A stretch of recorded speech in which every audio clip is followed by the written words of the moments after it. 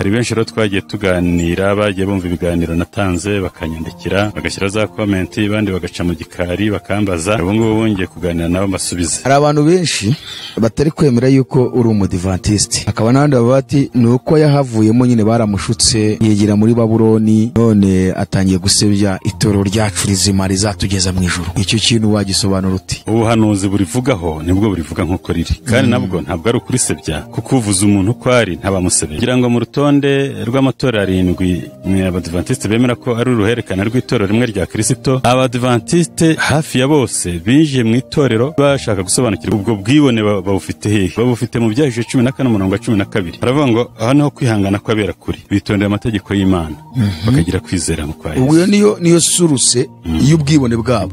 Kandi bakavuga ngo guhamya kwa Yesu ni umwuka w'ubuhanuzi, kandi umwuka w'ubuhanuzi bakawushyira ku muntu umwe gusa, ku muntu umwe, ariwe Ellen G. White. Hano umuntu umwe, umwuka w'Imana ko yasutswe ku gihe cya Pentecote agakwira hose, ndetse Petero agahanura ko abazizera Yesu bose bazakira umwuka wera, bamushyira kuri Ellen G. White wenyine. Kubera iki? Ubundi koko abadivantiste biyitirira ko ari bo torero rya Laodikiya. Umva, iki gitabo mfite ni ubusobanuro bw'ibyahishuwe. Kirabivuga neza rwose, cyerekane neza nkirebi. Dore ngiki cyitwa ngo iki? Ubusobanuro bw'ibyahishuwe na Daniel. Igitabo ni cy'abadivantiste. Bagenda bashimangira ibitabo by'umwuka buhanuzi bya Ellen G. White. Ariko uyu munsi turi buganire ku kuvangirwa kwa Ellen G. White. Uko kuvangirwa kureberwa he? Ubwo ukaba ushaka kutwereka ko rero Ellen G. White ari umuvangirwa. Yego, hari aho yavangiwe. Hari abantu bashobora wenda kumva ibitabo bya Ellen G. White kuko ari byinshi cyane, bakavuga ati ibitabo byemewe n'isi yose, noneho uyu musaza aje ati. Ariko icyo nshaka kubabwira ni iki ngiki, nuko ibintu bimaze imyaka irenga 100 kuntu byemerwa n'abantu ku isi yose bakaba batarayishurirwa ko harimo ubuvangirwe. None muzehevu nabandi wowe uje kwerekana ubuvangirwe bwa Ellen G. White, wowe wa mbere uje kubyerekana kandi ukiri umudivi. Ugiye kwandika amateka. Okay, twinjiye. Ibyo nshaka kwerekana bya mbere ni ibinyurane. Niyo bavuga ko Yesu yavuye ahera arangije umurimo w'ubuhuza agasiga hakinze, tangiye umurimo w'ubucamanza. Ubundi ubutumwa bwiza butagira umuhuza, ko tudafite umuhuza twaba turi kujya he? Twaba tujya he? Abavuga butumwa bavuga ubutumwa ku isi barabuvugira iki? Aho niho yagoretse, abantu ntibumva ko hagoretse.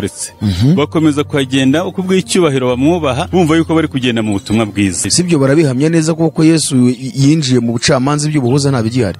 Iki si igitabo se? Niyo havuga ngo uru rugi ntirwigeze rukingurwa kugeza igihe umurimo wa Yesu w'ubuhuza mu cyumba cy'ahera mu buturo bwera wari urangiye mu mwaka w'1844. Tumva wari urangiye. Nibwo Yesu yahagurutse akingura urugi rw'ahera. Azakingura urugi rw'ahera cyane. Sanga icyo Ellen White yibanzeho si kubwo kwera kwa Kristo, si kubwo gukiranuka kwa Kristo, si kubwo kutubera umuhesha w'agakiza, ahubwo ni kubwo kujya gukingura kugira ngo ya mategeko agaragare abari yatubera hari. None se Yesu yemera gusiga abantu mu rujaka ba Satani kugeza ubwo banasenga Satani abireba? Haka iryo terano niri nge ndashaka kurimenya. Iryo terano ahubwo ni ryaba ari abadivantiste? Oyo abo bavuga yuko ahubwo ari abaprotestanti.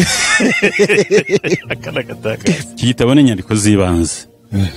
Yes. Reba iyo titire y'amagambo. Iki gitabo ndacyamamaza, ni kugikorera publicité kugira ngo abantu benshi bazanakigure barebe ubu buyobe bwa Ellen White bakurikije Bibiliya. None muzehe ko abadivantiste ari abantu biyemera cyane ko ari abasomyi ba Bibiliya ku rwego rukomeye, ubwo tuvuga ngo utari umusomyi wa Bibiliya? Erega gusoma no kumenya biratandukanye.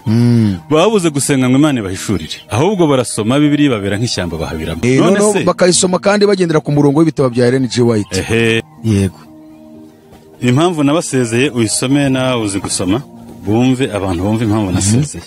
Ntabwo nasezeye ntabanje gutanga imiburo. Vunabandi Nepomuseni wari umwizera w'itorero ry'abadivantiste b'umunsi wa 7 intara ya Kabarondo ku wa 17 z'ukwa 6/2022. Impamvu gusezera ku itorero ry'abadivantiste b'umunsi wa 7.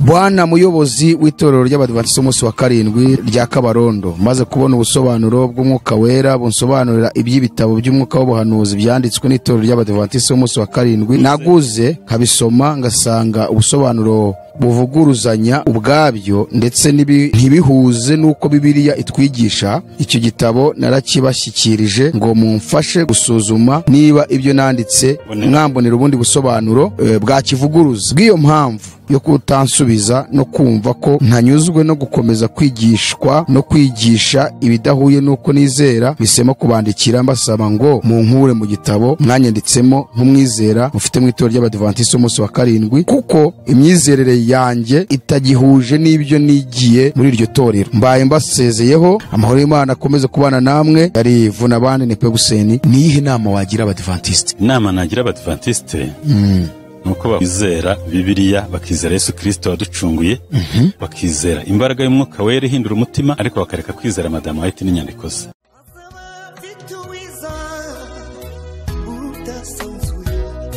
Azaba afite ingororano yo guhema buri wese, guhana n'imirimo yakoreye hano ku isi. Nawe nshuti yanjye aza kwambika ikamba. Reka twongere tugusuhuze kandi tukwifuriza amahoro y'Imana, nshuti mukundwa kandi mwene data, wowe muvandimwe ubana natwe buri munsi. Kurikira ubutumwa bwiza bukomeza gutambuka kuri Iron TV, shakiro ry'ubutumwa bwiza bw'ubwami bw'Imana. Imana iguhe umugisha cyane. Turasuhuza abantu mwese mudukurikira muri hano gihugu cyacu cy'u Rwanda, majyepfo n'amajyaruguru, burasirazuba n'iburengero bwaryo, ndetse tudasize n'umujyi wa Kigali. Mwese muhabwa umugisha n'Imana. Turasuhuza abandi mwese mudukurikira mu bihugu bidukikije, abarundi inshuti zacu cyane zakadasohoka, ndetse n'abandi bari muri Kongo, aho ngaho za Masisi, abari za Goma mu mvura muri Kinyarwanda. Turabasuhuje Abagande, turabafite benshi Bugande, turabafite benshi muri Kenya, turabafite benshi muri Kongo Kinshasa. Mwese mugubwe neza cyane. Abandi muri mu bihugu bitandukanye, muri Zambia, Malawi, Zimbabwe, Mozambique, Madagascar, abari Maroc, abari South Africa, Central Africa, n'ibindi bihugu bitandukanye byo muri Afrika. Mukurikira ubutumwa bwiza kuri Iron TV, muhabwa umugisha n'Imana. Turasuhuza bari ku mugabane w'Uburayi mwese mu bihugu bitandukanye, Imana ibaha umugisha. Bari ku mugabane wa Amerika, muri state zitandukanye turabona benshi. Turasuhuza abadukurikiye bari muri Australia n'abari muri Aziya cyane. Tugira abantu badukurikiye bari mu Bushinwa no mu Buhinde, ndetse no muri Korea y'Amajyepfo. Mugubwe neza kandi Imana ikomeze kubitaho. Turagarutse mu kiganiro cyacu cy'uyu munsi n'umukozi w'Imana Vunabandi, mumaze kumenya kandi mukunze, ufite ubuhamya bukomeye bw'imyaka yaramaze mu itorero ry'Abadiventiste umunsi wa karindwi, n'ibyo yagiye abonamo, n'ibyo Imana yagiye muhishuriramo, ndetse bimwe bigaragaza ubuyobe bagiye bagira bwinshi. Uyu munsi rero reka tumwakire adusuhuze, kuko tugufitiye ibintu biryoshye. Noneho tugiye kwimbika cyane ku muntu watangiranye n'iri torero witwa Ellen G. White. Turashaka kumuvugaho uyu munsi. Turagusaba kugira ngo ubane natwe iki kiganiro gitangize kugisoza. Reka tumuhe ikaze, nubwo wamurebaga agusuhuze, yibwire umushyashya uje uyu munsi, kugira ngo tubane tuziranye. Imana iguhe umugisha. Musaza Vunabandi. Murakoze cyane. Nkuko umaze kubivuga, nitwa Vunabandi Nepe Hussein, kamaze imyaka myinshi mu Badiventiste b'umunsi wa karindwi. Ni itorero nagiyemo mfite inzara n'inyota byo gukiranuka, kandi nkunda kuryigiramo byinshi, nanjye nigisha byinshi. Ariko inzara n'inyota najyanyemo hari igihe byabaye nk'ibishize, ariko birongera birahaguruka biragaruka. Bituma rero mu byo nagendaga nsoma mu bitabo byabo, ndetse nanagize uruhare mu kubyandukura nkabikwirakwiza, cyane cyane nk'ubusobanuro bw'ibyahishuwe na Daniyeli, ubutumwa buheruka n'ababwiriza, intambara ikomeye ntoya. Hari n'ibindi nagendaga nkaporora nkabikwirakwiza nk'uko biri, ntacyo mpinduyeho. Kubw'ibyo rero igihe cyarageze biba ngombwa ko noneho nongera kwimbika. Rero kugira ngo nkomeze, reka mbanze suhuze bose. Ndabasuhuje mwese bari mu bihugu bitandukanye nk'uko mwene data amaze kubivuga. Nishimiye kandi nanjye kongera kugaruka imbere ya kamera kugira ngo twongere tuganire.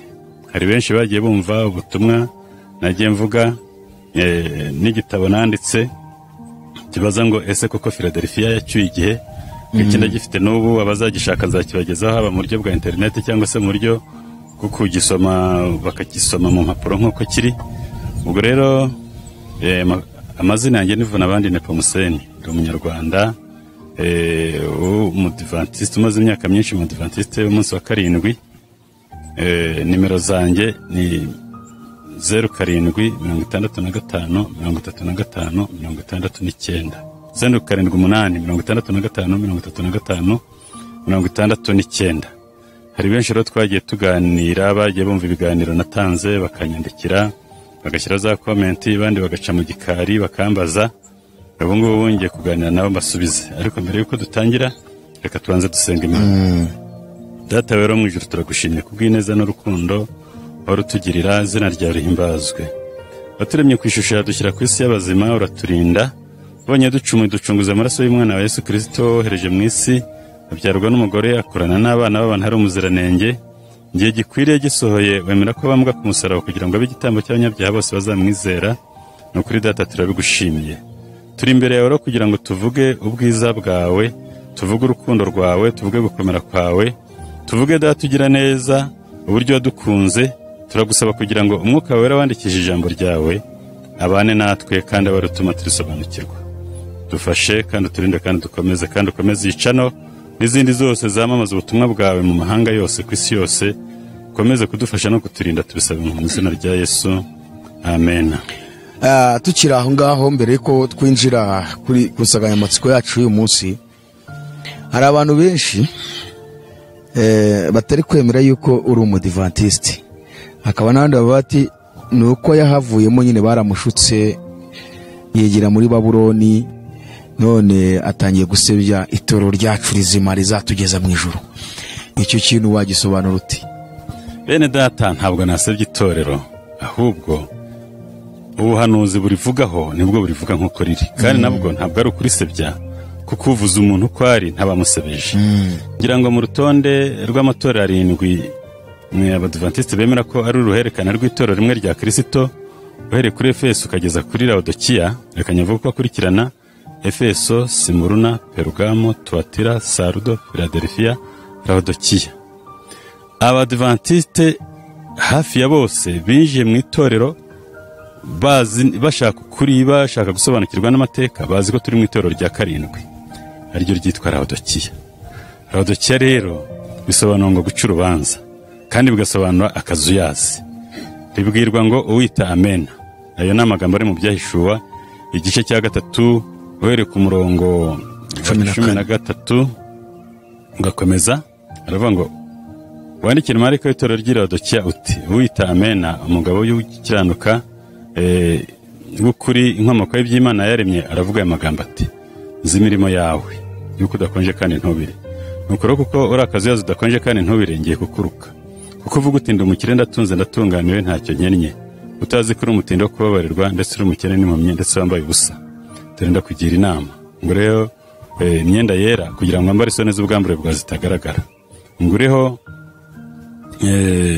n'izabatunganijwe mu ruganda kugira ngo ubone uko umutunzi kandi ngureho umuto gusiga ku maso kugira ngo umuke abo nkunda bose ndabacyaha nkabahana ibihano nuko rero gira umwete wihane dore mpagaze ku rugi ndakomanga umuntu numva ijwi ryanjye agakingura urugi nzinjire dusangire unesha nzamuha kwicara nanjye ku ntebe yanjye y'ubwami nk'uko nanesheje nkicarana na Data ku ntebe ye ufite ugutwi niyumve iby'umwuka abwira amatorero. Aya magambo rero yandika itorero ry'i Laodikiya ntabwo itorero ry'i Laodikiya ryayigobotora kandi ari ubuhanuzi bitewe n'uko itorero ry'i Laodikiya rirabwirwa ko ari akazuyazi rikabwirwa ko ridakonje kandi ntiribire rikabwirwa ko ikiriteye kuba akazuyazi ari ubukungu ryiyiziho Imana itariziho.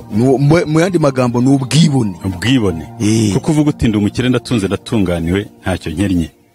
Ariya magambo rero y'ubutunzi n'ubukungu atuma ridashobora kugura iby'ingirakamaro akunze kuboneka cyane cyane ubwo bwibone babufite hehe babufite mu Byahishuwe 14:12 Byahishuwe 14:12 haravuga ngo aha niho kwihangana kwabera kuri bitondera amategeko y'Imana bakagira kwizera mu kwa Yesu. Ubwo niyo suruse y'ubwibone bwabo uko kwitondera amategeko y'Imana bakagira guhamya nko kwa Yesu kandi bakavuga ngo guhamya kwa Yesu ni umwuka w'ubuhanuzi kandi uwo mwuka w'ubuhanuzi bakawushyira ku muntu umwe gusa ku muntu umwe ariwe Ellen G. White hano si umuntu umwe umwuka w'Imana ko yasutswe ku gihe cya Pentecote agakwira hose, ndetse Petero agahanura ko abazamwakira bose, abazizera Yesu bose bazakira umwuka wera.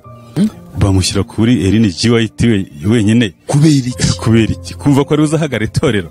Rero ntabwo nkuko bamwe bashobora kuvuga bati urasebye itorero, ntabwo ndisebya, ahubwo ndarivuga uko Yesu yarivuze. Ariko ikibazo gihari, ubundi koko abadivantiste biyitirira ko ari bo torero rya Laodikiya. Umva, iki gitabo mfite ni ubusobanuro bw'ibyahishuwe. Kirabivuga neza rwose. Cyerekane neza nkirebi. Dore ngiki. Cyitwa ngo iki? Ubusobanuro bw'ibyahishuwe na Daniel. Cyitabo cy'abadivantiste. Cy'abadivantiste. Yego, twarangije. Bo baravuga ngo kutimenya n'ishyano itorero ryagushije. Ngo tuvuga ko turi abakire, nyamara turi abatindi bo kubabarirwa, ngo ndetse turi impezamajyo.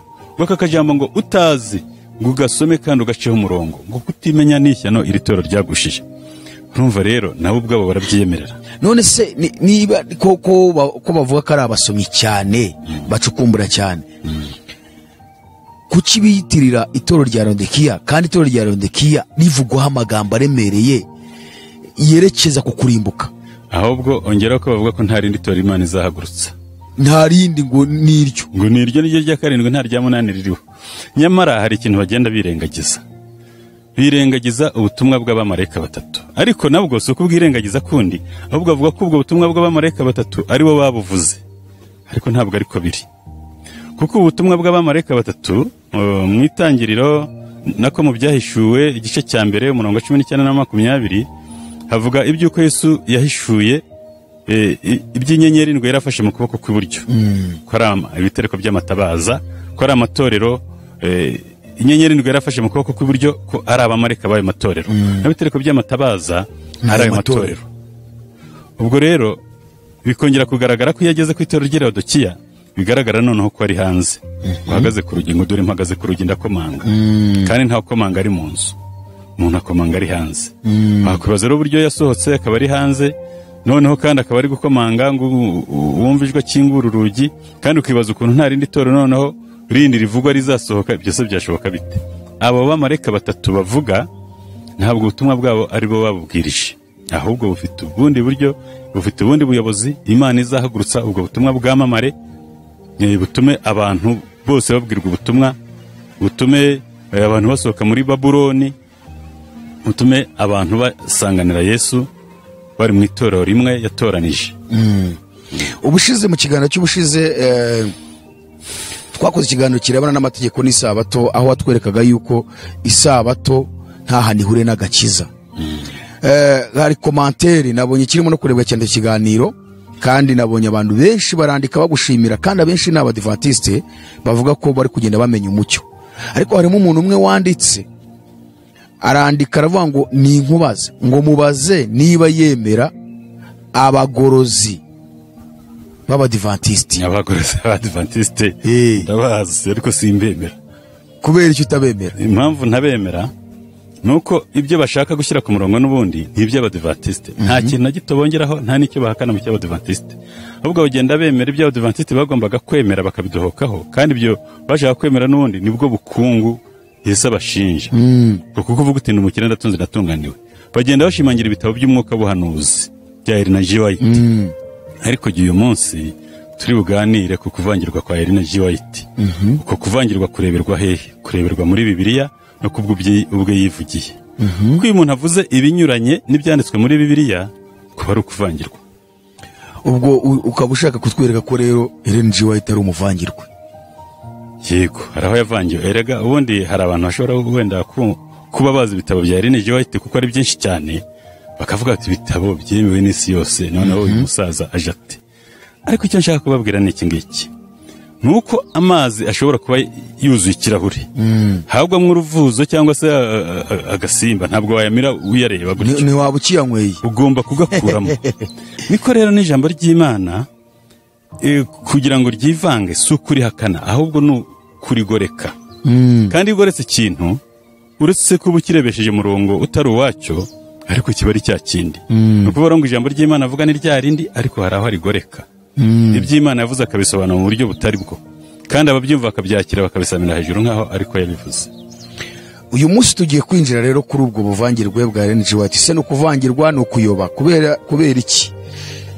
Kuko ibintu yanditse numvise ko yanditse ngo ibitabo bigeze muri 40 n'udukuru tw'udutabo ngo tugize mu 5,000 ariko uravuze uti byemewe hafi ku isi yose cyane n'amatorero yose y'abadivantiste ku rwego rw'isi ko abadivantiste ku rwego rw'isi ukibaza ibintu bimaze imyaka subu ntigera nko mu ijana irarenga ijana. Aha, ibintu bimaze imyaka irenga ijana kuntu byemerwa n'abantu ku isi yose bakaba batarayishurirwa ko harimo ubuvangirwe. None muzehevu nabandi wowe uje kwerekana ubuvangirwe bwa Ellen G. White, turagira ngo none ubitwereke neza kugira ngo abantu babimenye, ariko sinzi ko n'ubundi bazabyemera kuko niwo hari wambere uje kwerekana ko Ellen G. White harimo ubuvangirwe bwinshi uri mu badivantiste. Niwe wa mbere hari uje kubyerekana kandi ukiri umudivi. Ugiye kwandika amateka. Okay, twinjiye. Twinjiye ibyo nshaka kwerekana bya mbere. Biri mu byahishuwe igice cya 3 ku murongo here ku murongo wa 7 urwandiko rwandikiwe abi Philadelphia. Muri urwandiko rwandikiwe abi Philadelphia haravuga ngo wandikire marayika w'itorero ry'i Philadelphia uti wera kandi ukuri ufite urufunguzo rwa Dawidi ukingura ntagire ukinga kandi ukinga ntagire ukingura. Aravuga aya magambo ati nzi imirimo yawe dore nshyize imbere yawe urugi rukinguye kandi ntawe ubasha kurukinga kuko ufite imbaraga nke nyamara ukitondera ijambo ryanjye ntiwihakane izina ryanjye. Uru rugi Ellen G. White nako uru rugi itorero ry'i Philadelphia ryabwiwe ariko nza kubanza kwerekanaho ibyo Ellen G. White yabivuzeho binyuranye narwo. Yesu yabanje gutanga ubuhamya ari wabonekeye iri torero. Aravuga ati uwera kandi ukuri ufite urufunguzo rwa Dawidi ukingura ntagire ukinga kandi ukinga ntagire ukingura. Aya magambo ni ubuhamya bwa Yesu ubwe yerekana ko ari ukinga ntagire ukingura kandi akingura ntagire ukinga. Ariko icyo agiye kwerekana ni urugi afunguye kugira ngo rushyire imbere y'itorero ry'Laodikiya. Ku murongo wa 8 haravuga ngo nzi imirimo yawe dore nshyize imbere yawe urugi rukinguye kandi ntawe ubasha kurukinga. Uru rugi rero ntabwo rufitwe na Yesu ahubwo no kwerekana ko yarukinguye ntawe urukinga. Niyo rukinze ntawe urukingura ariko yarushyize imbere y'itorero. Abadivantiste ubwabo muri iki gitabo cy'ubusobanuro bw'ibyahishuwe basobanura ko urwo rugi ari ivugabutumwa yakinguriye itorero ry'i Philadelphia kugira ngo rivuge ubutumwa, ndetse bakavuga uburyo abantu b'i Philadelphia bamaze kumva ubwo butumwa babonye n'ibimenyetso byerekana ko Kristo agiye kuza bagurishije ibintu byabo kugira ngo bohereze ababwirizabutumwa hirya no hino ku isi. Batangiye kohereza ababwirizabutumwa mu 1793 bohereza uwitwa Robert Mufati, bohereza n'abandi bagurisha ibintu byabo, bahanga ingaga zo gucapa Bibiliya kugira ngo biri ku isi yose abantu bajya bavuga ubutumwa bafite n'ibyanditswe byera. Ariko noneho Ellen G. White we muri iki gitabo cy'inyandiko z'ibanze uru rugi yarukuye ku itorero ahubwo aruha Yesu, kandi Yesu we yaravuze ngo ukinga ntagire ukingura. Aravuga amagambo ati dore nshyize imbere yawe urugi rukinguye nk'ubwira itorero. Iki gitabo ni inyandiko z'ibanze. Yes. Ku ipaje ya 56 havuga ngo urugi rukinguye n'urukinze. Reba iyo titire y'aya magambo. Urugi rukinguye n'urukinze. Yes. Yego. Kansama amagambo yanditsemo mwumva ukuntu urugi yarukuye ku itorero ry'i Philadelphia ahubwo akarushyira kuri Yesu. Aravuga ngo urugi rukinguye n'urukinze. Ku isabato ku itariki 24 z'ukwa 3 1849 twagize amateraniro meza kandi ashimishije turi hamwe n'abavandimwe bacu Topifamu bo muri leta ya Maine. Mwuka wera yaje kuri twe maze mu mbaraga y'umwuka njyanwa mu murwa w'Imana ihoraho. neretswe ko amategeko y'Imana no guhamya kwa Yesu kwerekeye iby'urugi rukinze bitagomba gutandukanywa, kandi ko igihe amategeko y'Imana agomba kumurikisha ubwiza bwayo bwose, ndetse n'igihe ubwoko bw'Imana bugomba kugeragereshwa ukuri kw'isabato, cyari igihe urugi rw'ahera cyane ho mu ijuru rwari rukinguye. Aho niho hari isanduku y'isezerano rimwe amategeko 10. Uru rugi ntirwigeze rukingurwa kugeza igihe umurimo wa Yesu w'ubuhuza mu cyumba cy'ahera mu buturo bwera wari urangiye mu mwaka w'1844. Avuga ko uru rugi rukinguye ruvugwa hano mu Byahishuwe 3 umurongo wa 8, ngo ikiza imbere yawe urugi rukinguye kandi ntawe ubasha kurukinga. Ngo uru rugi ntirwigeze rukingurwa kugeza igihe mu mwaka w'1844. Nyamara Pawulo we asobanura uburyo intumwa nabihamishije amasomo, uburyo intumwa zakinguriwe amarembo kugira ngo zijye kuvuga ubutumwa. Ari amatorero ya Efeso, Simuruna, Perugamo, Philadelphia, Laodikia. Ari ana amatorero intumwa Pawulo yahanze hamwe n'abandi bakristo b'intumwa bo mu gihe cya mbere. Harimo na Tesalonike, harimo na Furugiya, harimo n'ahandi henshi atanditse muri ariya. Aho ngaho rero muri iki gitabo cy'ubusobanuro bw'ibyahishuwe bagiye batanga amasomo yerekana ko bakinguriwe urugi kugira ngo bajye guhamya mu mahanga. Ariko bakavuga ngo uru rugi ntirwigeze rukingurwa kuva mu kinyejana cya mbere kugeza mu mwaka w'1844. ntabwo urwo rugi rwakinguwe. Noneho akavuga ngo nibwo Yesu yahagurutse akingura urugi rw'ahera, maze akingura urugi rw'ahera cyane, atambuka ku mwenda ukingiriza ahera cyane, ariho ahagaze ubu iruhande rw'isanduku y'isezerano, ari naho ibyiringiro by'Abisirayeli biri. Urumva ko aho ibyiringiro by'Abisirayeli biri ntabwo ari kuri Yesu, ahubwo ari kuri ya sanduku y'isezerano irimo amategeko. Kandi akavuga yuko ngo Yesu yarukinguye, noneho umurimo w'ubuhuza urangiye. Kwibaza ngo ese niba ubundi uru rugi nubwo ari kuri Yesu atari we rwahawe, Yesu ko atanze ubuhamya avuga ko ari ukinga ntagire ukingura, ariko nubwo ari umuhaye akaba avuga yuko umurimo w'ubuhuza wari urangiye, rukinguriwe kugira ngo rumare iki. Yesu yavuye ahera arangije umurimo w'ubuhuza, yinjira ahera cyane kugira ngo atangire umurimo w'ubucamanza. Ubwo bucamanza Yesu ari gukora umurimo w'ubuhuza yarawushyize hasi, ubundi abanyabyaha bakwihana bate? Muri iki gihe ubwo byaba bikimaze iki? Ubu rukuvuga ngo Yesu rero we arimo gukusanya urubanza. Nta bintu by'ivugabutumwa ryo guhuza abantu n'Imana nta bikibaho. None hano harakomeza ngo muzihangane gataha hano tubatinde cyane. Yego. Kuko ni ikintu gikomeye cyane. Niba Ellen G. White avuga ati nabonye ava ahera, yinjira ahera cyane, kandi ahera wari umurimo wo guhuza abantu n'Imana. Ngo sigana hakinze rwose. Gasiga hakinze. Ahubwo yinjira ahera cyane noneho mu birebana n'urubanza. Ubu uyu munsi abavuga butumwa bavuga ubutumwa ku isi barabuvugira iki? Aho niho yagoretse, abantu ntibumva ko hagoretse. Bakomeza kuhagenda uko bw'icyubahiro bamwubaha, bumva yuko bari kugenda mu butumwa bwiza. Nyamara kandi wagenzura ugasanga ni ibinyurane. Niyo bavuga ko Yesu yavuye ahera arangije umurimo w'ubuhuza, agasiga hakinze akajya ahera cyane atangiye umurimo w'ubucamanza. Ubundi ubutumwa bwiza butagira umuhuza, ko twavuye mu nda za mama twambaye ubusa nk'uko Dawidi yabivuze, tudafite umuhuza twaba turi kujya he? Twaba tujya he? Umwana wese aravuka, nyina akamwonsa, akaruma ibere, akagira gute, agatangira gukubita nyina nta nicyo nyina yamwimye, ugasanga nyina rimwe hari ati nanjye ndagukubita.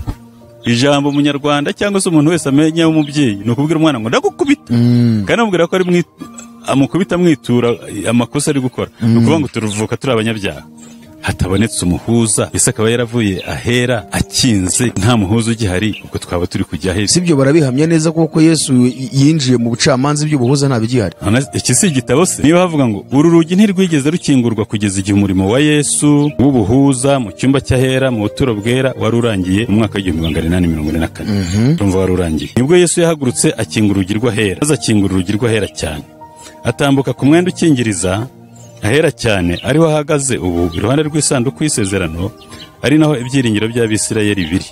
Uretse ko n'aha hantu bongeye kuharemengetanya mu ntekerezo zabo, ariko Bibiliya itubwira neza yuko igihe Yesu yapfiraga ku musaraba umwenda ukingiriza ahera watabutsemo kabiri ugera hasi. Ni ukuvuga rero ngo niba ubuturo bwera bwo mu isi bushushanywa ubwo mu ijuru, ntabwo uwo mu isi waba waratabutse ubwo mu ijuru usigare. Mu ijuru nta hera na hera cyane hahari. Pawulo atubwira mu Baheburayo 9:12 ko Yesu yazamuwe akajya ahera cyane, atazamuwe n'ibitambo by'amapfizi n'intama, ahubwo azamuwe n'igitambo cye bwite, nibwo yagiye ahera cyane. Rero Yesu arahera cyane, ari kutuvuganira. Niko ubutumwa bwiza bwo kuri buri. Ntabwo Yesu ari mu murimo w'ubucamanza, ko umurimo w'ubucamanza nta nubwo ari umurimo azatindamo cyane, ko umuntu wese Imana izamuha umutima wo kwicira urubanza, ku buryo buri muntu wese azahagarara imbere y'intebe y'imbabazi avuga ati Imana uruwera uruwera. Nuko komeza utware ku buvangirwa. Nabonye Yesu ko yari yakinze urugi rw'ahera, kandi ko nta muntu n'umwe ushobora kurukingura. Ndetse mbona yarakinguye urugi rw'ahera cyane, kandi ko nta n'umwe ubasha kurukinga. Dore amasomo batanze n'ubundi ni ibyahishwe 3:7 n'uwa 8. Ikindi ni uko igihe Yesu yari yarakinguriye urugi rw'ahera cyane, hari isanduku y'isezerano, amategeko yarabagiranaga amurika ku bwoko bw'Imana, bityo bakaba bari kugeragezwa ku bw'ingingo y'Isabato. Sanga ikeri nawe ati yibanzeho si kubwo kwera kwa Kristo, si kubwo gukiranuka kwa Kristo, si kubwo kutubera umuhesha w'agakiza, ahubwo ni kubwo kujya gukingura kugira ngo ya mategeko agaragare, abari yatubera hari ubwo rukukiza. Niho hano yafokasinze cyane. Cyane cyane icyo yari yibanzeho ni ukwerekana amategeko, ariko nayo cyane cyane Isabato. Nicyo Yesu mbega yararimo gukora kugira ngo amategeko yagaragaze cyane. Ni kweri nawe itabivuga, ariko ntabwo ariko biri. Na cyane cyane ko uru rugi bavuga n'ibi bintu bakurikije ya minsi 2300 yari yararangiye. Noneho bakayita imyaka 2300, nta kuntu rero n'ubundi hari gukorerwamo icyiza, harabanje kuboneka kwibeshya gukabije. Iminsi 2300 yarangiye Yesu ataravukira mu isi, ariko bo bayihindura imyaka, barayikurura kugeza ubwo bageze kuri ibi bintu by'ibinyoma bagiye bashyira imbere y'abantu, ariko abantu bakabyakira nk'abakira amazi afutse, ku buryo abantu bakiriwe ubutumwa kugira ngo bumvishe neza yuko Yesu Kristo ari uduhesha agakiza, ugakura mu Isabato. Yacika n'umutwe rwose. Noneho rero hari ahandi nanone ku ipaje 65 muri iki gitabo cy'inyandiko z'ibanze. Iki gitabo ndacyamamaza, ni kugikorera publicité kugira ngo abantu benshi bazanakigure, barebe ubu buyobe bwa Ellen White bakurikije Bibiliya. Kuko ubundi iyo utari umusomyi wa Bibiliya ntushobora kumenya aho umwuka w'ubuhanuzi, ibyo bise umwuka w'ubuhanuzi biyobereza abantu.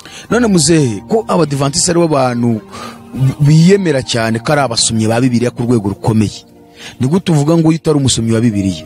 Erega kumenya, gusoma no kumenya biratandukanye. Babuze gusenga ngo Imana ibahishurire, ahubwo barasoma Bibiliya babera nk'ishyamba bahabiramo. None bakayisoma kandi bagendera ku murongo w'ibitabo bya Ellen White. No kuvuga ngo ntacyo bashobora kugenzura na gitoya kubwo bababanjirije. Nose niba hari havuga ngo bizageza iminsi 2300 uko bukiye bukira ubuturo bwera buzabone kwezwa, bakaba baranditse banerekana ubuturo bwera uburyo bwahumanijwe n'itegeko rya Antiochus Epiphanes, bukaza guhumanurwa bukezwa n'intambara ya Matatiyasi.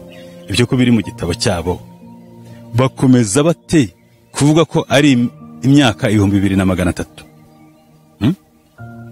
ubuturo bwera buzabone kwezwa, noneho bakazana ubuturo bwera bwo mu ijuru. Kandi ubuturo bwera bwo mu ijuru bwakwezwa se gute? Bwandujwe nande?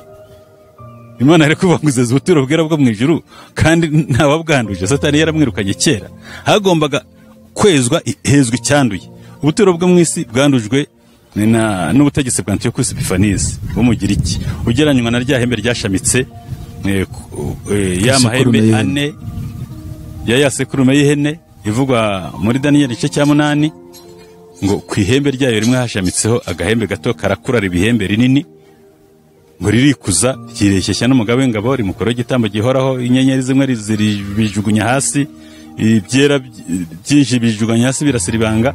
Kandi ubwo busobanuro biyemerera neza yuko ari Antiochus Epiphanes avutse mu rubyaro rwa Antiochus, nako avutse mu rubyaro rwa Kasanderi, ariwe wazamutse agakuraho isabato, agakuraho umuhango wo gukebwa, agakuraho akanyaga ibintu byose byo mu rusengero bakoreshaga umurimo w'ubutambyi, ku gicaniro akahazana ingurube, cyari kizira mu Bisirayeli. Ibyo nibyo Daniyeli yerekwaga, abona ko ubuturo bwera bwahumanijwe. Ese mu ijuru nta buturo bwera bwaho ntabwo bwari guhumanywa, kuko Satani bari baramuciye kera. Turashaka kugira ngo twimbike neza turebe ubuyobe bw'uwo mudamu Ellen G. White. Reka twimbike tugere kuri iyi myaka 2300 bakomeje guha intebe mu iherezo ry'imyaka 2300. Ku ipaje 66 muri iki gitabo haravuga ngo nabonye data twese haguruka kuri ya ntebe y'ubwami, maze agendera mu igare rya kumuriro, ajya ahera cyane inyuma y'umwenda ukingiriza, nuko aricara. Ahantu wumva utego yahagurutse ku ntebe y'ubwami. Intebe y'ubwami ubwo ntibayihinduye igiti, ni intebe isanzwe. Ni ukuvuga ngo ni nk'uko wicaye nawe. Ese intebe y'ubwami umuntu ayihagurukaho? Imana yaba yarahagurutse ku ntebe y'ubwami hakaba hicaye ndetse. Ellen G. White ati nabonye data twese yihagurukaho, ahaguruka kuri ya ntebe y'ubwami, maze ashyiraho n'ikindi kintu kirenze ngo agendera mu igare rya kumuriro, ajya ahera cyane inyuma y'umwenda ukingiriza. Kuko natwe dufata igishushanyo cy'inzu dushyiremo irido, ubeyure, noneho wurira igare rinyongwa, tuve ku igare ry'umuriro. Aho hantu hadaterwa n'intambwe imwe y'umuntu, hagendwa n'igare, noneho ngo aricara. Hano harakomeza ngo maze Yesu ahaguruka ku ntebe y'ubwami, kandi benshi mu bari bunamye imbere y'iyo ntebe bahagurukana nawe. Numva ko Yesu nawe arahagurutse, abarigendeye intebe y'ubwami twese aragiye, na Yesu arigendeye. Yesu arigendeye, intebe y'ubwami barayisize. Se turaza kubona ko bayisigende. Yesu amaze guhaguruka, sinigeze mbona n'umurasire umwe w'umucyo uvuye kuri Yesu ngo ugere kuri ya mbaga itari ifite icyo yitayeho, maze isigara mu mwijima w'icuraburindi. Ibyo byari ngombwa. Abahagurutse igihe Yesu nawe yahagurukaga bakomeje guhanga amaso yabo kuri we ubwo yavaga ku ntebe y'ubwami, maze akabajyana hanze ku ntera ngufi. Barongeye babisubiyemo, bahanze amaso kuri we ubwo yahagurukaga ku ntebe y'ubwami, akabajyana hanze ku ntera ngufi. Ariko se ubwo abantu barapfukamye imbere y'intebe y'ubwami akabajyana hanze, iki gikorwa ni igikorwa cyumvikana? Hanze hazaba iki? Mbwa n'abarozi ariko birivuga ngo bajyana hanze. Cyahishuwe 22:15 ndumva.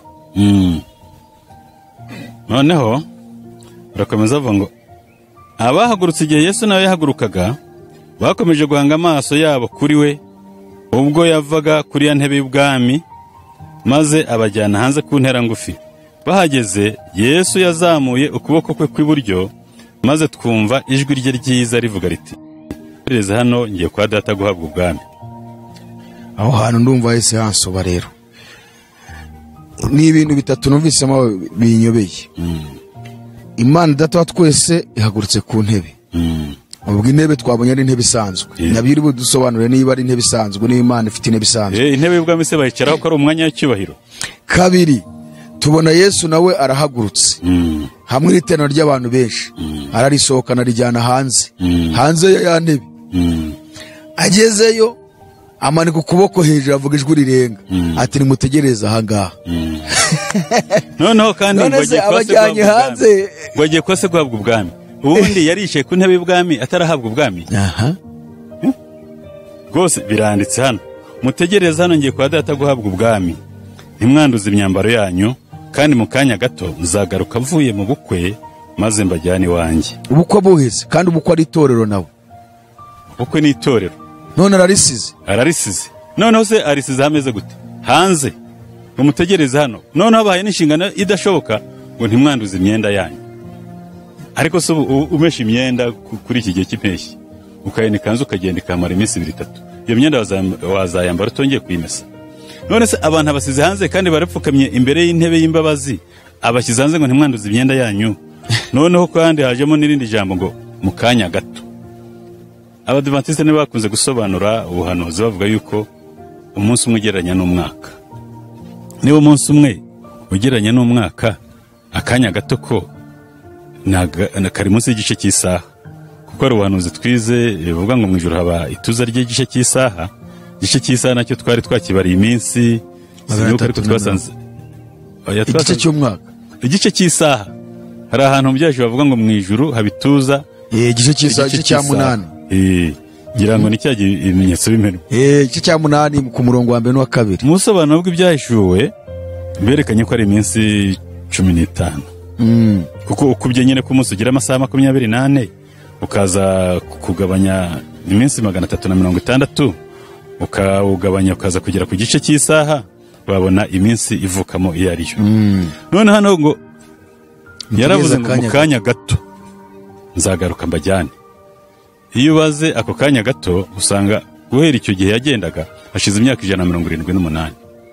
Ubwo si iyo myaka kurenza iminsi babare ko yakabaye iminsi 178. Iminsi 178 wahita kanya gato. Kandi n'ubu ntaragaruka ntituzi n'iminsi isigaje imbere uko ibirangiye byo turabizi ariko ibiri imbere ntitubizi. Arakomeza akavuga ngo ngo no kwigare rigoswe n'igicu rifite inziga zimeze nk'umuriro ugurumana rikikijwe n'abamarayika rizaho Yesu yari yicaye. Yesu yuri iryo gare maze rimujyana hera cyane. Urumva ukuntu barishyizeho bikabya rigoswe n'ibicu rikikijwe n'abamarayika. Hagase ubwo bundi niba rukubeyura umwenda ajya hera cyane we yaravuye ahera ajya hera cyane none harinze kuza gare ry'ibicu rikikijwe n'abamarayika. Aho hantu hatambukwa n'intambwe imwe n'umwana ushobora kumuryamisha ataramenya gukambakamba yakwihirika gutya gato y'umwenda wabeye ukakabarangiza. Turebye n'ubuturo bwera bwo mu isoko bwubatse ni uguhaguruka weyura uhita winjira hagenzwe n'igare gute. Hari ibintu uyu mubyeyi yandikaga kubwo kugira ngo yerekane ko yagize amayerekwa ajimije aba yerekana bo agasanga n'abantu basinzire bamuhanze amaso aho guhanga amaso kubyo ari gusobanura akabajejesha mu buryo bukomeye. Hano hepfo arakomeza ngo aho niho nabonye Yesu umutambyi mukuru ukomeye cyane ahagaze imbere ya Data. Ku nshunda zikanzuye hari inzogera n'igisingo gitukura. Abahagurukanye na Yesu bashoboraga gushyira ibyiringiro byabo kuri we aho yari ahera cyane kandi basenga bagira bati Data duhe ku mwuka wawe. Bagisenga batyo Yesu yahumekeragaho umwuka wera kandi muri uko guhumeka harimo umucyo, imbaraga n'urukundo rwinshi n'ibyishimo n'amahoro. Hepfo harakomeza hati nahindukije amaso ndeba rya tsinda ry'abantu bari bagipfukamye imbere ya ntebe y'ubwami. Iri tsinda nta niryo tubona ariryo yari yavuzeho. Niyo havuga ngo rya tsinda yari yahagurukanye naryo yari yasohokanye naryo arisiga hanze. Aravuga ati nimusigara hangangiye kwa Data guhabwa ubwami. Mu kanya gato nzagaruka mbajyane. Nubwo avuze mu kanya gato nzagaruka umva ko yari ateganije ko kazaba karekare kuko iyo ari kagufura avuga ngo ndagaruka mu kanya gato ndaje rero mu kanya gato nzagaruka mbajyane. None hano haravuze ngo nahindukije amaso niba rya tsinda ry'abantu bari bagipfukamye imbere ya ntebe y'ubwami. Umuntu uzi gusoma cyane azarebe mu iherezo ry'imyaka 2300 azanyereka iri tsinda ryari risigaye ripfukamye ahangaha. Ariko reka wumve n'ingorane ryagize ngo ntibigeze bamenya ko Yesu yayivuyeho. Urumva yagiye bwombo. Iryo tsinda se niriye ko numva ntari kuryumva neza. Ariko wenda reka turiga ryari yasohoye hanze ryari yasize hanze. Ariko reka turigarure noneho ryongere iripfukame imbere ya ntebe. Noneho ngo rye kumenya ko yagiye. Ubwo umukiza nk'uwo nguwo yaba ari umukiza gute se ubundi tabimenya kandi ari we wanarisohoye hanze noneho akanariseze. Noneho uyu we yarigaruye imbere y'intebe avuga mbere yuko arisohora hanze se cyangwa nyuma yuko arisohoye hanze. Ni ukuvuga ngo Yesu yarisize hanze niko twabibonye. Ariko bivuze ati nahindukije amaso ndeba rya tsinda ry'abantu bari bagipfukamye imbere ya ntebe y'ubwami. Ntabo ubundi ntabo kuko bari basohotse hanze. Ariko noneho reka duse n'abagenekereza kugira ngo tubiguyaguye turebe turigarure imbere ya ntebe. Agiye bwombo bamwicaye iruhande ntibabibona.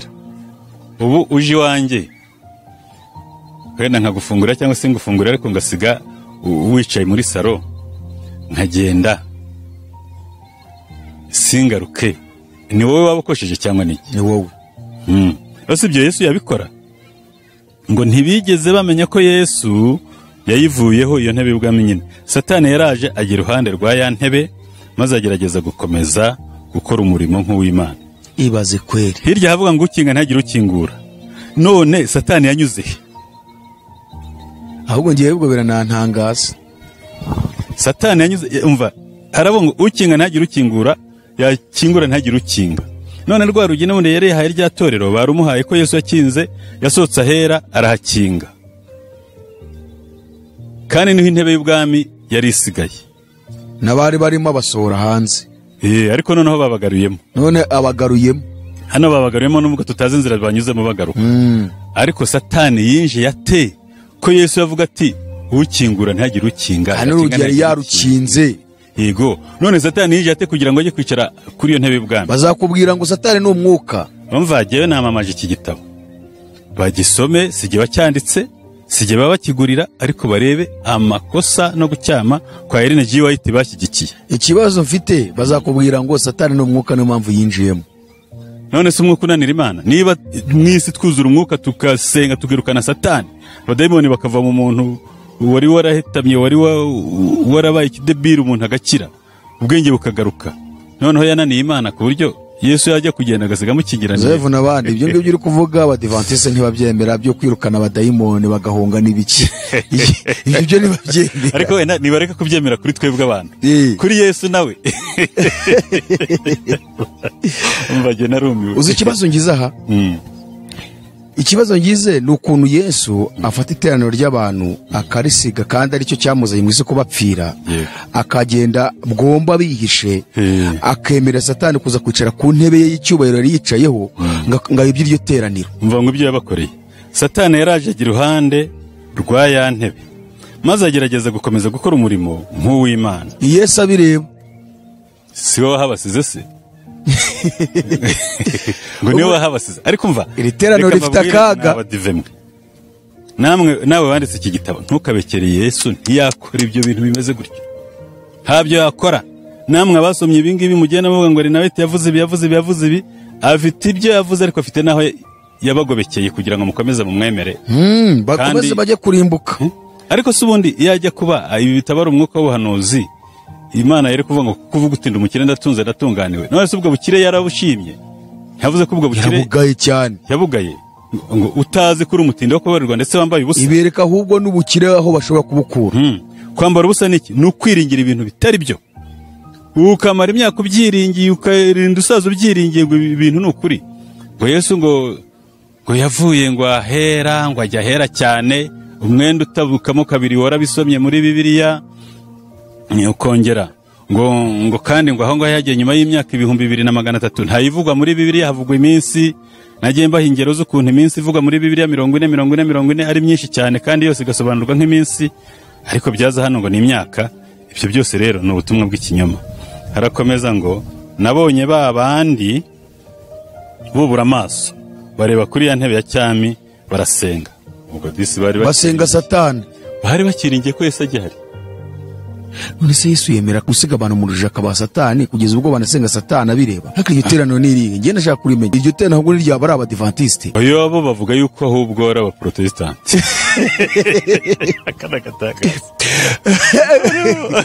Kana abaprotestanti nibo bari Philadelphia batigeze bari Philadelphia. Noneho Laodikia. None abadivantiste nibo bita Laodikia.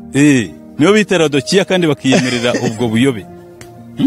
Ariko mu byukuri ngewe hari ibi bintu hari igihe numva ibintu ejo bundi nakoranye n'umubishopu kiganiro kirebana n'ibya Islam. Nk'ubu tutunuma kunsomera maho ndumva bimeze nk'ibyo abasilamu neza. Abasilamu bagira ibintu kayovuze ibintu ubundi umuntu muzima iyo abisomye yumva ari gusoma ibintu bizima, ukumva ibintu bimeze nk'ubugoryi bidasobanutse. Umuntu udafite umwuka wera ahantu ahasoma ari mwiroro agenda yego ibyago niba namaze utese ibi ngibi ni ibiki. Reka da ngo nabonye babandi bubura amaso bareba kuri ya ntebe ya cyami maze barasenga bati data tuye mwuka wawe mama. Babwira Satani. Nibwo Satani yabahumekeragaho umwuka mubi, muri ho harimo umucyo n'imbaraga nyinshi, nyamara ntiharimo urukundo nyakuri, ibyishimo n'amahoro. Umugambi wa Satani wari gukomeza kubafatira mu gushukwa ndetse no mu gusubiza inyuma no kuriganya abana b'Imana. Ngiryerezo ry'imyaka 2300 narindi gusoma ibi bitabo byagiye byandikwa mu buryo budahuje amapaje. Utazahabona kuri paje ya 65 ngo yubura habone muri paje ya 66 azasome ngo iherezo ry'imyaka 2300. None se tubonye iriteraniro ryahoze imbere y'Imana cyangwa imbere ya Yesu ririmo kumuramya. Tubona aho ryasohowe hanze. Tubona aho Yesu ariseze ati ngiye kwa data kandi mu kanya gato ndagaruka kandi mvuye mu bukwe. Kandi ngo agiye guhabwa ubwami. Ukanibaza ubwo bukwe avuyemo niba ari ubwande kandi tuzi ko ubukwe ari Yesu n'itorero rye. None ararisize arisiga inyuma hanze y'intebe ajya kwa se mu bukwe ati ndagaruka mu kanya gato. Ryateraniro rindi ryiza ni rirahagana aho bararyanditse. Rimwe yasize hanze ntacyo barivuza muri iyi nyandiko. Ahubwo bavuze ngo iryo yasize imbere y'intebe kandi iryo yasize imbere y'intebe y'ubwami ntaryo tubona. Kuko hariya hirya twasomye ku ipaje 56 by'urugi rukinguye n'urukinze hatwerekaga neza yuko Yesu yavuye, ariko nayo yari amagambo y'ibinyoma nyene kuko n'urugi bahaye Yesu kandi rwaro rw'itorero Philadelphia. Herekanaga neza yuko Yesu yasohotse ahera agasiga hakinze kandi ngo yarahagurutse ku ntebe y'ubwami. Bigaragare ko aho hera yakoreraga umurimo w'ubuhuza ariho yasohotse agasiga hakinze. Ukuntu rero Satani yamuciye iruhande agagenda akicara iruhande rw'iyo ntebe ngo ntiyayicayeho cyakora ukantu bakavuzeho, ariko yicaye iruhande rwayo, ariko ku buryo nyine abo yahasize Yesu yahasize batigeze bamenya ko yagiye. Ariko mukuri uciye urubanza ukurikije amagambo wasanga abantu baraharenganiye. Bararenganye Yesu ni wabarenganyije. None niba bataye akigendera. Uretse ko nta nabo haruguru havugaga ngo Yesu amaze kugaruka harahavugaga reka mashake neza herekana ko Yesu yahagurutse iryo tora akarisiganze. Yesu amaze guhaguruka sinigeze mbona umurasire n'umwe w'umucyo uvuye kuri Yesu ngo ugere kuri yambaga itari ifite icyo yitayeho, maze isigara mu mwijima w'icuraburindi. Abahagurutse igihe Yesu nawe yahagurukaga bakomeje guhanga amaso yabo kuri we ubwo yavaga kuri ya ntebe y'ubwami, maze akabajyana hanze ku ntera ngufi. Umva se hari abo yasize ahagurutse abajyana hanze ku ntera ngufi, nabwira ati mutegereze hano ngiye kwa data guhabwa ubwami. Aba rero baje kugaruka kwicara kuri ya ntebe nyina ni bya bindi umuntu avuga adafite kivuguruza, ibyo avuze byose bikakirwa nk'uko biri. Ariko none iki gitabo ndacyamamaje bazagisome barebe ko nepo ndi umuntu wo kubeshya. Icyo ni kimwe mu bitabo bya Ellen G. White wabonyemo ubuvangirwe yagize. Yego. Hari ibindi bitabo uzi waba warasomye naho ari muvangirwe? Nibi ngibi nabihishuriye igihe Imana yabishakiye, n'ibindi bizaboneka. Ariko mu buryo bugaragara nuko Imana ubwayo yabihinduye ubusa. Kuko mu itorero ryandikira Laodikiya ravuga kuko uvuga uti ndi umukire ndatunze ndatunganiwe ntacyo nkennye. Icyo rivuga ritunze ritunganiwe si amafaranga si biki, ni ukwitondera amategeko y'Imana no kugira kwizera nko kwa Yesu, guhamya kwa Yesu. Kandi guhamya kwa Yesu ni umwuka w'ubuhanuzi, kandi umwuka w'ubuhanuzi ni ibitabo bya Ellen G. White. Urumva rero Imana irongera ngo utazi kuri umutindi wo kubabarirwa. Subwo urumva ubukungu bwatuma umuntu ari umutindi wo kubabarirwa akambara ubusa, si ubukungu Imana yemera mu by'ukuri. Yewe numva inama nagira abadivantiste ariko bakwivanaho izina rya Laodikiya basi, kuko n'ubundi bita ko aribo basigaye aribo bazima, kuki bitiriza itorero ridakonje ry'akazu yaze. Ntabwo byakunda. Bikunze ubuhanuzi bwa Yesu ntabwo bwasohora. Byanze bikunze ubuhanuzi niba bwarabaye bugomba kugira busohorera. Ahubwo ubuhanuzi buri gusohora ubu ngubu babwa abantu bashobora kwakira ubutumwa bakagenzura bakamenya ikinyoma cyabwo, bakakira Yesu mu mitima, bakakira imbaraga ze, bakakira umwuka wera. Niba abandi Yesu avuga ngo dore mpagaze ku rugi ndakomanga, umuntu nimva ijwi ryanjye agakingura urugi nzigire dusangire. Uwo ni umuntu, si ubuyobozi. ubuyobozi ni marayika, niba wundi wari wandikiwe. Iyo ajya kuba ari ubuyobozi hari kuvuga ngo dore mpagaze ku rugi ndakomanga, niwumva ijwi ryanyu ugakingura urugi nzinjira iwawe dusangire, nk'ubwira uwo yabwiraga n'ubundi. Ariko iyo bivuze ngo umuntu niyumva ijwi ryanjye, bisobanura ngo umuntu ninde mbese? Umuntu hari igihe inama y'itorero igiterana bakajya impaka ku bintu bashaka kwemeza, hakaza kubonekamo imigabane ibiri. Bamwe bakavuga bati noneho reka tumanike amaboko tureba abemera ibi n'abemera ibi. Abemera iyo babaye benshi, kandi kenshi niko bikunda kumera kuko baba bagize umubare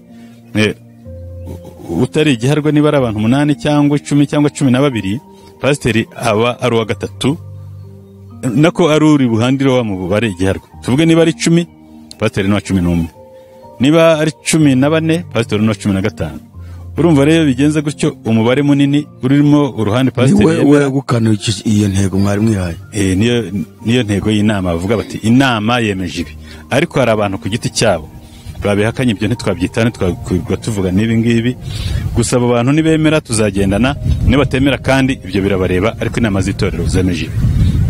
Uwo muntu rero niyumva ijwi ryanjye agakingura urugi, ni Yesu bivuga, nzinjiriwe dusangire. Uwo ni uvugwa, niwe wemerwa.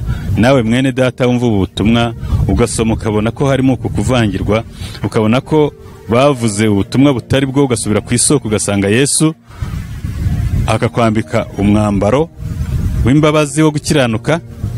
Niwumva ubutumwa ntuzirirwe ubaza ngo ntegereje kuzagorora itorero, ibyo ntibizashoboka.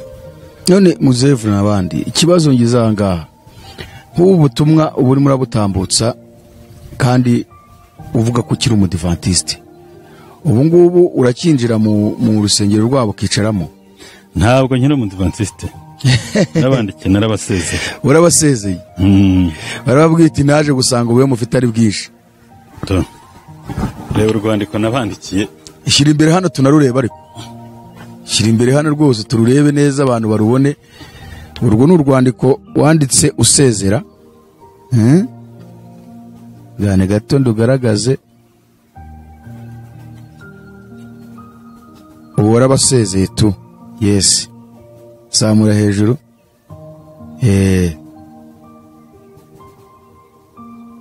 Yego.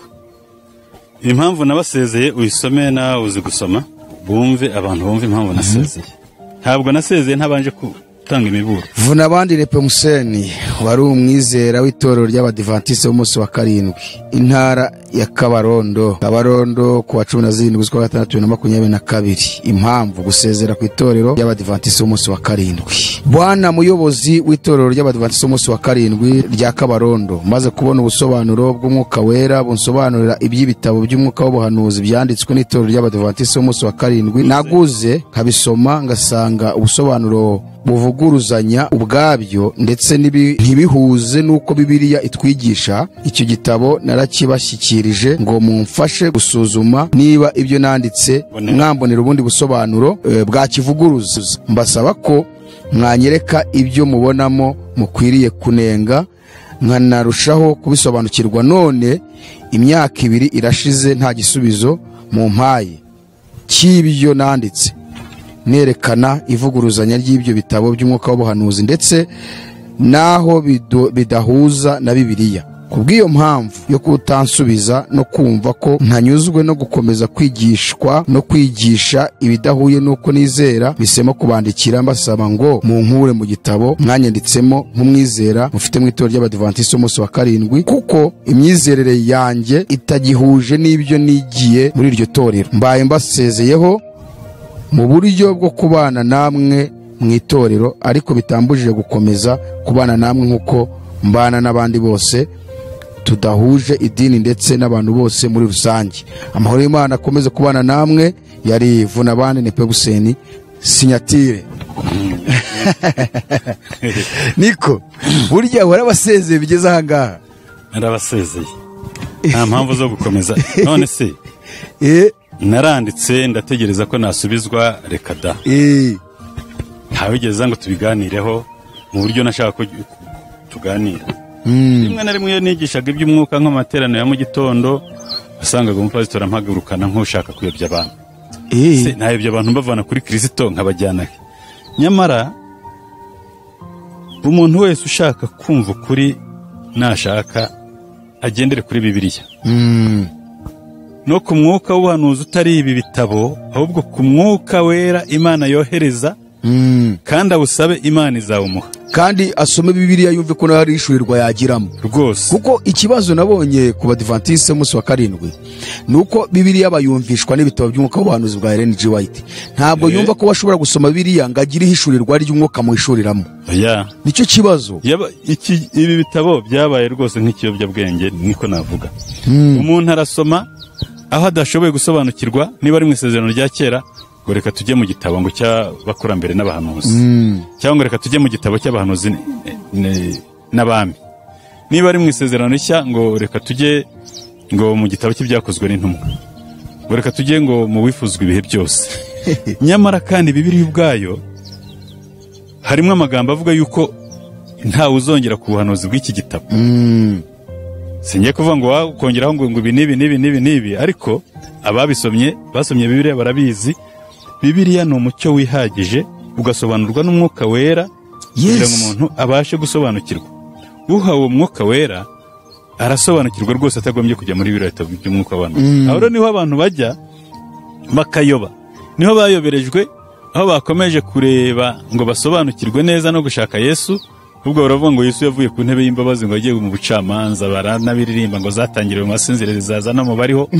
Ariko ibyo bintu koko imanza avuga Yesu yagiye guca mu mwaka w'1844, bakongera bakavuga ngo nyuma y'imyaka ngo igihumbi ngo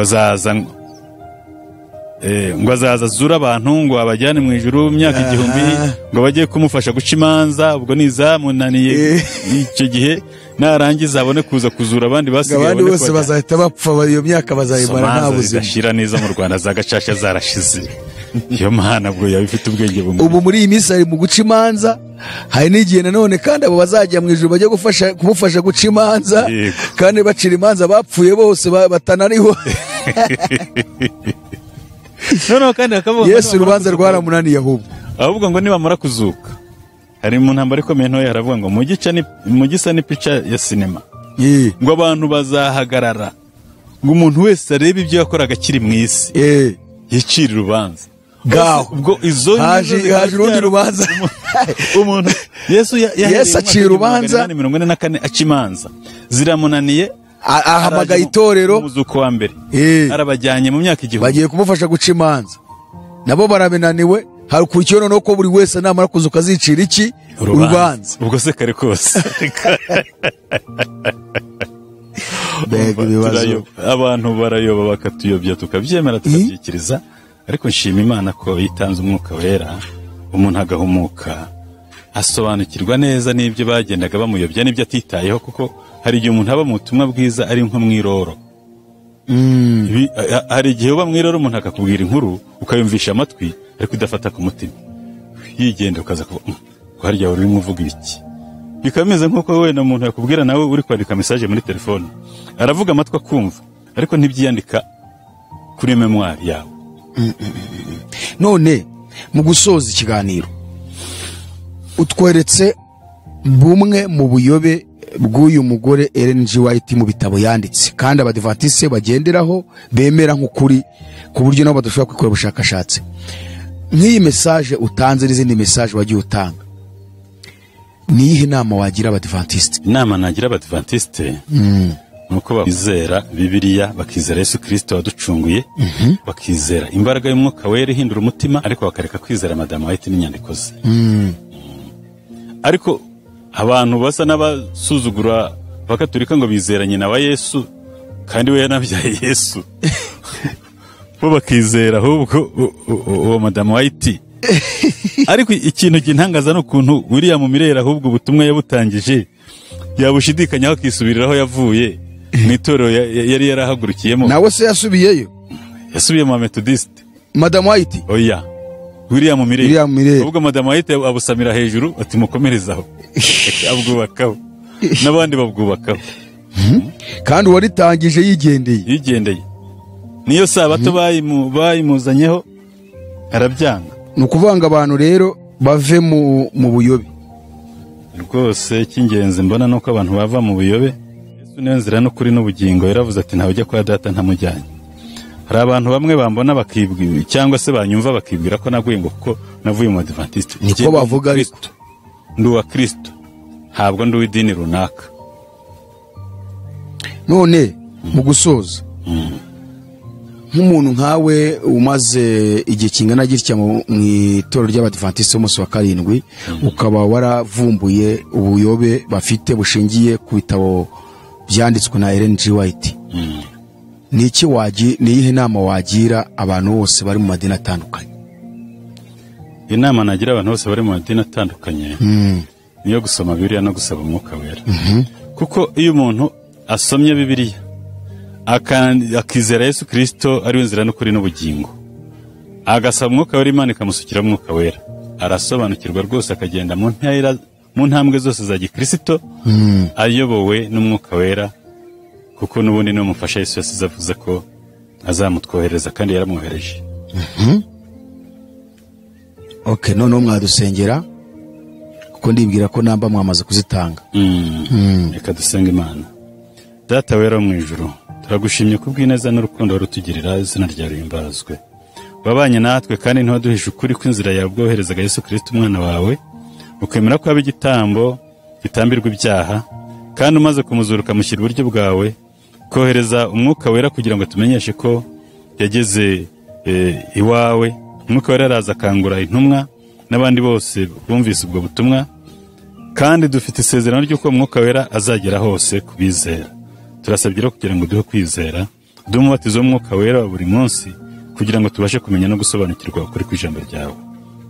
Komeza gufasha rivuga butumwa ryo kubyogajuru, komeza gufasha abantu basoma Bibiliya, ukomeza gufasha abantu bizeye batazi no gusoma. Ni ukuri twese data twohereza Umwuka Wera kugira ngo turusheho kugenda tujijuka uko bukeye n'uko bwije, kuko ibyo mu ijuru ntawabirondora ngo birangire, bizahora bivuka byiza iteka ryose. Bana natwe rero kandi ukomeze kutuba hafi no kutugira neza, bisaba ibintu mu izina rya Yesu, amen. Muzevu n'abandi turagushimiye cyane, Imana iguhe umugisha. Amen. Reka dushimire namwe mwese mwari mufashe umwanya mukurikira iki kiganiro, kandi mudufashe gukomeza gusharingira bene data bose hirya no hino abo muzi bakijijwe ndetse n'abadakijijwe, nabo bakenewe cyane. Dukomeze kwagura ubwami bw'Imana, kandi turabizeza ko tutazabatenguha, tuzakomeza gufashanya mu rugendo rujya mu ijuru, tukarushaho kumenya byinshi. Mukomeze kugira ibihe byiza, ikiganiro nakagaruka. Shalom shalom. Amen.